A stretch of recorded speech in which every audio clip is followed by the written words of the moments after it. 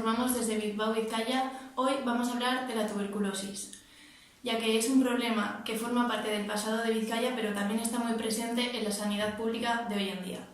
La tuberculosis es una enfermedad causada por un bacilo tuberculoso llamado Mycobacterium tuberculosis. Este fue descubierto por Robert Koch en 1882. La tuberculosis es una enfermedad que se contagia por el aire. Puede afectar tanto a los pulmones como al resto del cuerpo. La sintomatología de esta enfermedad, entre otras cosas, son esputos, fiebre y debilidad.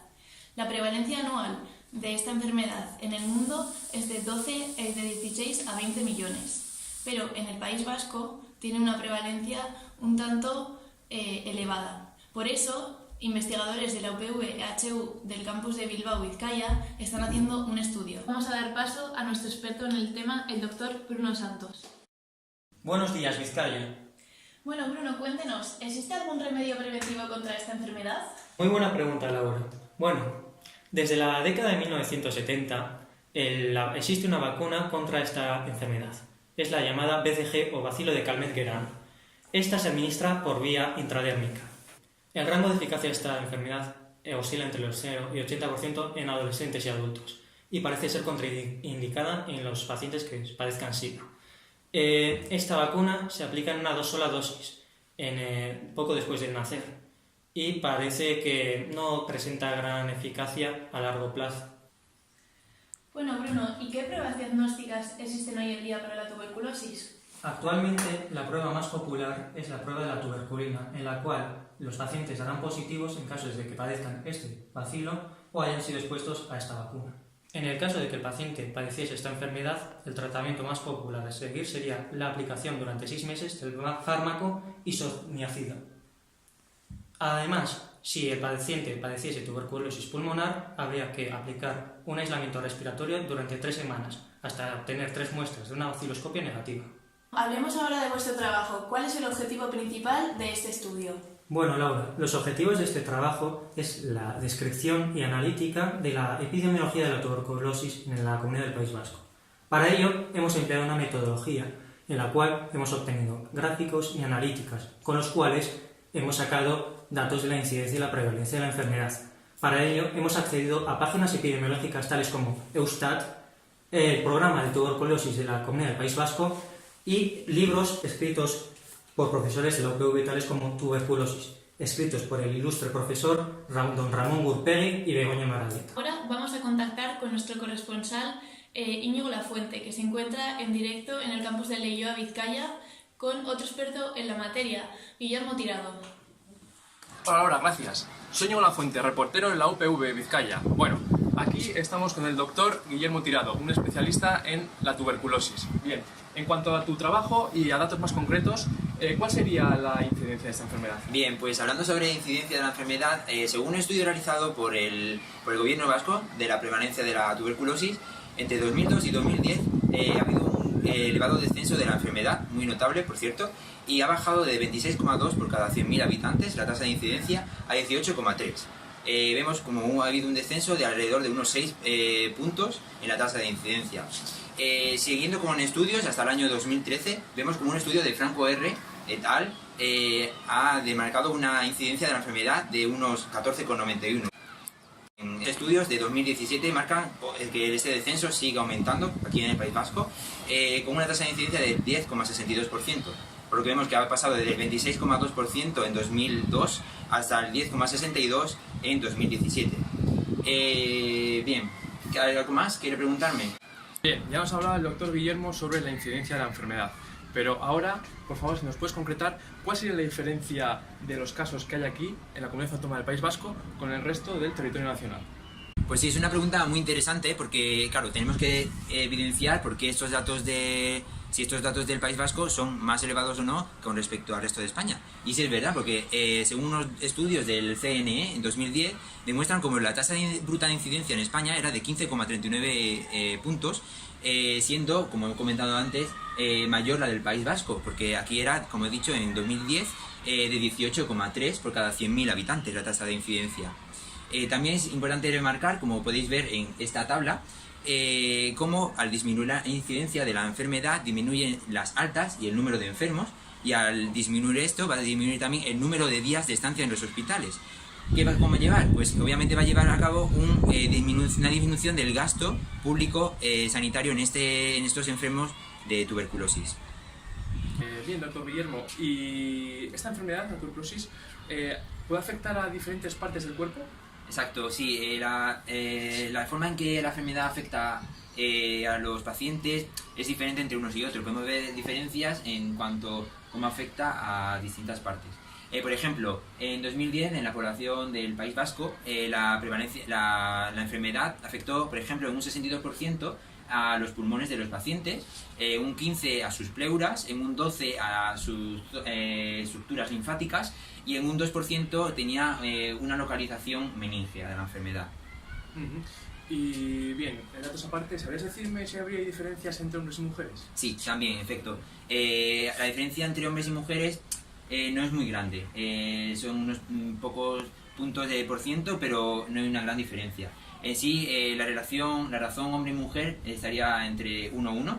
En hombres, en 2010 había 207 casos, que eran un 53%, y en mujeres eran 181, con un 47%, por lo que hay una ligera diferencia, pero no es para nada notable. Muy bien, interesante. Y para ahondar más en el tema, ¿habría diferencias entre la población autóctona y la inmigrante? Sí, ahí sí.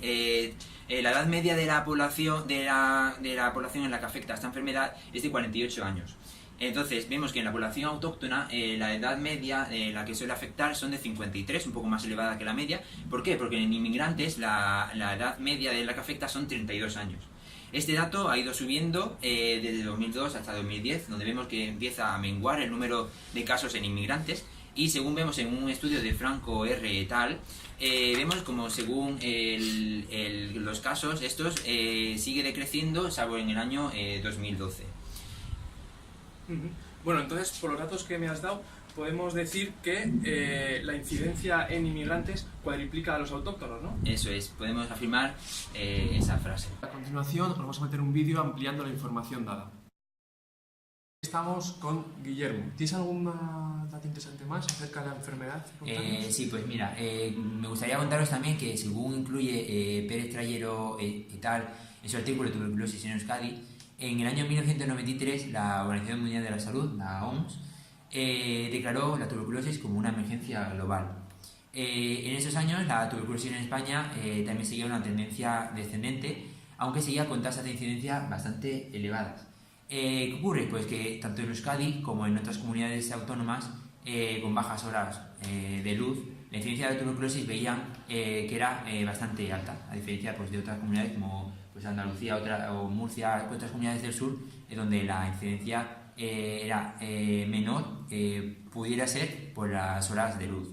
Vemos también que a comienzo del siglo, a diferencia de lo que ocurría en la mayoría de los países de la Unión Europea, la tuberculosis en Euskadi afectaba sobre todo a la población autóctona. Cosa curiosa, ya que aunque se especulaba que en un próximo futuro afectase más a la población inmigrante, más que la autóctona. Pues bien, pues la mejora en el control de la tuberculosis en nuestro medio, gracias al aumento de la inmigración, y el aumento de la inmigración, eran los motores de este cambio. El hecho de que pasase de la población autóctona en la más desfavorecida en esta enfermedad a la población inmigrante era sobre todo el aumento de la inmigración en esta época. Y por ello la incidencia de la tuberculosis en la población adulta de Euskadi sigue siendo elevada hoy en día, pero se ha producido un extraordinario avance en el control de esta enfermedad en los últimos años. ¿Y en esa época se planteó el gobierno vasco algún objetivo que se haya logrado cumplir? Pues sí, buena pregunta, porque un objetivo que se plantearon en los países con tasa de incidencia medio alta era establecer un programa de control que consiga pues, un descenso de la incidencia cercano al 5% anual. Era el objetivo, sobre todo de esa época. En concreto, el gobierno del País Vasco se planteó como objetivo para el año 2010 reducir la tasa de incidencia a 10 casos por cada 100.000 habitantes. ¿Qué ocurre? Que, pues, como bien comentado antes, veíamos que la incidencia para el 2010 era de 15,39. Vemos como ese objetivo que se ha planteado el gobierno vasco no se pudo cumplir y sin embargo pues veíamos que para el 2017 ya había una tasa de incidencia de 10,62 casos por cada 100.000 habitantes. Así que podemos afirmar que en 2017 se ha podido llegar más o menos a ese objetivo que se había planteado para 2010 aunque pues alrededor de unos 7 años de retraso. Muy bien, muchas gracias. Bien, Guillermo, y cambiando de asunto, ¿crees que la incidencia de tuberculosis en el País Vasco está afectada por las diferentes zonas? Sí, muy buena pregunta, Íñigo. Sí, la incidencia de la enfermedad vemos como es diferente en unas zonas y otras del País Vasco. Vemos como las zonas de mayor incidencia de tuberculosis son las zonas industriales y sobre todo también las zonas rurales, como he dicho antes, umbrías, con poca incidencia del sol. En esas en concreto vemos que la incidencia y la tasa bruta de la enfermedad aumenta. La pobreza también favorece a la infección y a la enfermedad, aunque la mayoría de casos de tuberculosis en nuestro medio se dan en la población inmigrante, a diferencia, como he dicho antes, de lo que ocurría hace unas décadas. Por ello, los médicos tendrán que tener en cuenta la condición social y el lugar y origen de ese enfermo cuando esa persona llega a la consulta. Y hasta aquí la entrevista de hoy. Nos despedimos del doctor Guillermo Tirado, experto en tuberculosis. Bien, un par de datos más interesantes acerca de la tuberculosis en el País Vasco. 1. Los factores de riesgo. Bien, como podemos observar, el tabaquismo es un 13%. La terapia inmunosupresora es un 11% y el contacto reciente con un caso es un 10%. Bien, segundo dato sería la diferencia de la incidencia en pacientes en los diferentes hospitales. Podemos observar un 6,99 en Vizcaya Uribe y un 14,19 en el Hospital de Basurto.